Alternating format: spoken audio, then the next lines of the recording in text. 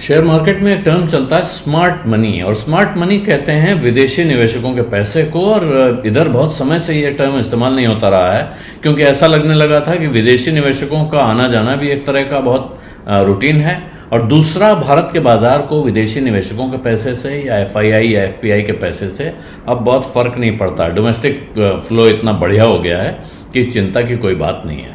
लेकिन पिछले कुछ समय में, खास तौर पर दिसंबर के सेकेंड हाफ से और अब समझ में आ रहा है कि स्मार्ट मनी का क्या कांड करती है मार्केट में। तो जनवरी में फिर दिसंबर में एक छोटा सा ब्रीफ बाइंग पीरियड आया, और उसके बाद जनवरी में फिर उन्होंने भगदड़ जैसे हालत पैदा कर रखी है, भारी बिकवाली की है। जनवरी के महीने में अभी तक 12,000 करोड़ रुपए का माल बेच चुके हैं एफपीआईज, और बाजार से उन्होंने माल निकाल लिया है। और इनका जो सेंटिमेंट क्यों, आखिर ये भारत से क्यों रूठे हुए हैं या इनका सेंटिमेंट क्यों लड़खड़ा रहा है, इसके तमाम कारण बताए जा रहे हैं। एक तो दुनिया के चैलेंजेस, ग्लोबल सिचुएशन, अमेरिका की राजनीति, और साथ में उनको आर्थिक अर्थव्यवस्था को लेकर चिंताएं हैं।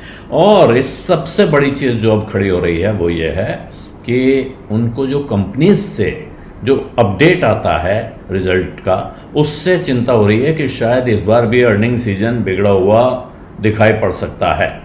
हालांकि दिसंबर का महीना टोटल जोड़ेंगे तो foreign portfolio investors net buy में रहे, यानी कि कुल मिला के खरीद बिक्री को जोड़ेंगे तो बाय रहा। लेकिन सेकेंड हाफ में बिकवाली रही और कसके रही, जिसकी वजह से निफ्टी में 2% की गिरावट देखी गई इसी बिकवाली के कारण से।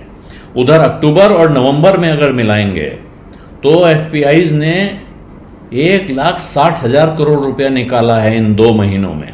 तो कुल मिला के अगर आप देखेंगे 2024 का, तो ये एफपीआई इन्वेस्टमेंट पॉजिटिव रहा है। लेकिन अगर आप उसको 2023 के मुकाबले देखेंगे तो उससे थोड़ा कम रहा है, लगभग 99% का इसमें ये गिरावट दिख रही है।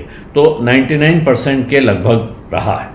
तो ये जो ज़बरदस्त गिरावट है, उसको 99% का डिक्लाइन कह रहे हैं, ये इसकी वजह से जब आप गणित जोड़ेंगे तो भारत के कुल शेयर बाजार में यानी इक्विटी मार्केट में एफपीआई का जो शेयर है वो दिसंबर के महीने में गिर के 16.1% रह गया है। यानी कि सारे शेयरों की कुल कीमत में विदेशी संस्थागत निवेशकों का हिस्सा अब 16.1% है, जो कि इसी समय पिछले साल 16.8% था। तो कुल मिला के अगर आप एफआईआई इक्विटी एसेट्स देखेंगे तो ये 71 लाख करोड़ हैं, जो कि 71,10,000 करोड़ डॉलर, जो कि दूसरी तरफ से, माफ कीजिएगा, 71,10,000 करोड़ रुपए, जबकि ये थे 71,90,000 करोड़ रुपए नवंबर 2024 में। और ये जेएम फाइनेंशियल्स की एक रिपोर्ट आई है जिसमें यह बात कही जा रही है। तमाम कारण बताए जा रहे हैं कि जो बिकवाली हुई है जनवरी में, इसमें और चीज़ों के साथ में एक एचएमपीवी वायरस भी है, जिसको लेके अब भारत में ऐसा लगता है कि लोग उसको भी हजम कर गए हैं, पचा गए हैं। कारण ये कि डॉक्टर्स कह रहे हैं कि सामान्य बुखार जैसा वायरस है, इसको लेके ज़्यादा परेशान होने की ज़रूरत नहीं है। लेकिन अब चिंता क्या हो रही है कि जो ज़्यादातर कंपनियों के दिसंबर के बिजनेस अपडेट आ रहे हैं, क्वार्टरली बिजनेस अपडेट, उससे चिंता पैदा हो रही है। और उससे दिख रहा है कि जो खराब रिजल्ट्स का सिलसिला पिछले 2 तिमाही में था और जिसके बारे में कहा जा रहा था कि साल के सेकेंड हाफ में यानी तीसरे क्वार्टर से उसमें सुधार दिखेगा, तीसरे क्वार्टर में भी वो खराब सिलसिला जारी रहता हुआ दिख रहा है। और इस वजह से अगर कमज़ोर नतीजे आते रहे तो फिर ब्रोकरेजेस की तरफ से री रेटिंग होगी, प्राइस कट होंगे, टारगेट कट होंगे कि साहब ये भाव नहीं हो, अब इतना भाव होना चाहिए।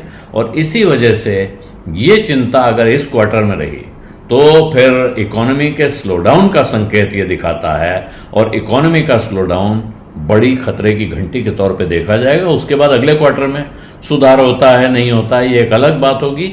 और फिर सबकी नज़रें अब इस महीने में तो टिक जानी है। इसके आगे का अगर आप गणित देखेंगे तो बजट पर, कि बजट में क्या होने वाला है, बजट से क्या उम्मीद है, और फिर बजट वो उम्मीद पूरी करता है कि नहीं करता है। और दूसरी तरफ से डोनाल्ड ट्रंप साहब कुर्सी संभालेंगे, और उनके कुर्सी संभालने के साथ साथ क्या खलबली मचेगी, क्या हंगामा होगा, ये चिंता बनी हुई है। और इसीलिए बाजार में अभी जानकारों का कहना है कि ये जो विदेशी निवेशकों के बेचने का, बिकवाली का सिलसिला या स्मार्ट मनी का भारत के बाजार से खिसकने का सिलसिला अभी फिलहाल रुकने वाला नहीं है। आसार ऐसे दिखते हैं, आशंका ये है कि ये अभी कुछ समय और जारी रहेगा। बीज अड्डा में आज इतना ही, इजाजत दीजिए। धन्यवाद, नमस्कार।